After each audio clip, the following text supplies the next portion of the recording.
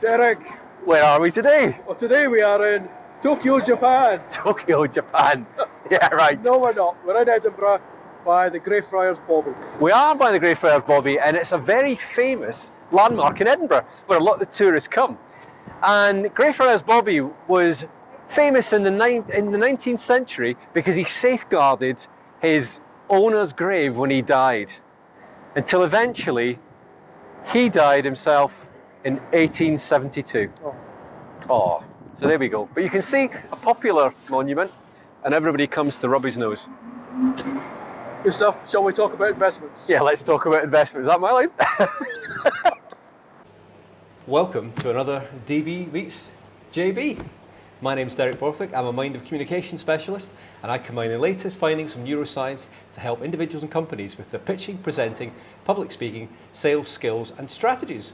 And I'm delighted as ever to be joined by my other half, none other than legendary fund picker, JB Beckett. How are you? Too kind, Derek. Nice to see you. What a surprise. Here we are again. What a surprise. Here we are again. Yeah, absolutely, absolutely. And today, JB, I'd like to pick your brains and have a discussion around emerging market debt. Okay. So EMD as opposed to OMD, which you and I will both remember. Now, just so that we're speaking the same language, JB, if you could just give your understanding, what exactly is emerging market debt? And it is issued not only in local currency, but also in dollar currency as well. Could you explain the rationale behind that, please? Sure. Nice to see you, Derek. Emerging market debt, what is it? Well, most simply put, we can relate to what emerging markets are. China, India, Korea, Latin America, Eastern Europe, those kind of countries.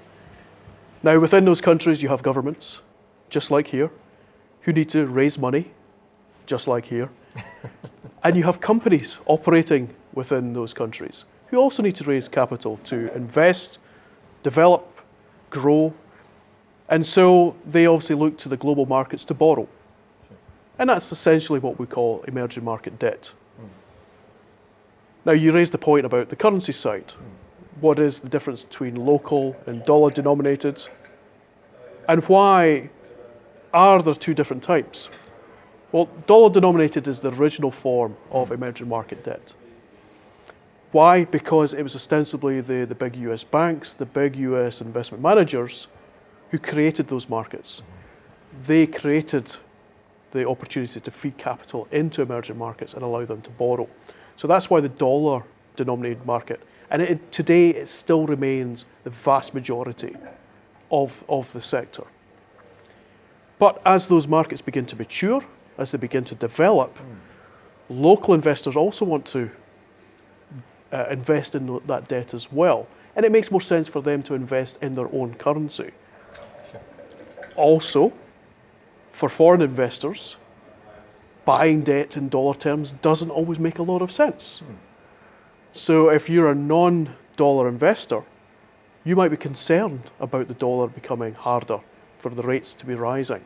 And so sometimes maybe it's actually better to invest locally. And that's what gives rise to what we call the local and the hard or the dollar market. Okay, great. No, that's some good points there. Thank you for explaining that to us. You're most welcome, Derek. Now, let's move on to what would be the key things you'd be looking at when you're analysing an emerging market debt fund? And how could a fund provider of that asset class differentiate themselves? So the first thing is, why would an investor buy emerging market debt?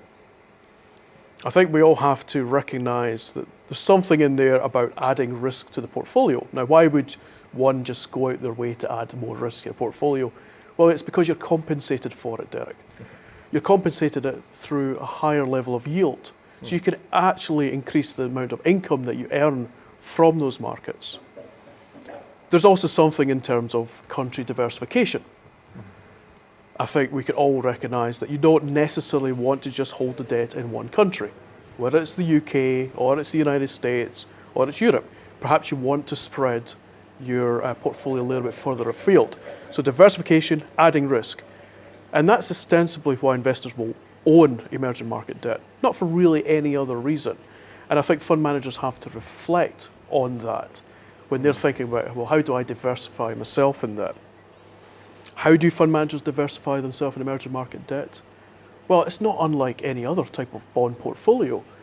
It's either they're better at understanding the macro environment, so they know which countries to be in and which countries, importantly, not to be in. Which is key, right? Which is absolutely key, and this is particularly important right now in terms of the broader market, the index that everyone will refer to, because you have countries like China, like Venezuela, who are now constituents in the broad benchmark.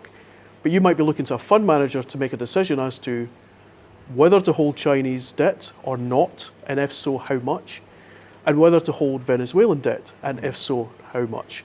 And of course, it's a conscious decision. So the fund manager has to demonstrate to the fund buyer, A, they have that skill in understanding the macro environment, and then they have skill in terms of security selection. And that will particularly come into play when choosing companies in emerging markets, because it's no different to choosing a company here. Is it a good company? Sure. Can it cover its finances and cover its debt? We call that the debt cover ratio. And do we think this company is going somewhere? Is it growing? Is it going to be a good investment? So the fund manager has to differentiate themselves both through that understanding of the macro picture, which is essential, and also through their security selection. And then it's going to be about how compelling that story is. Are they just particularly good at valuation? Are they particularly good risk managers, which we'll come to later? These are probably the key areas of differentiation. Great. No, there's a lot of parts to this then. Absolutely. A lot of parts.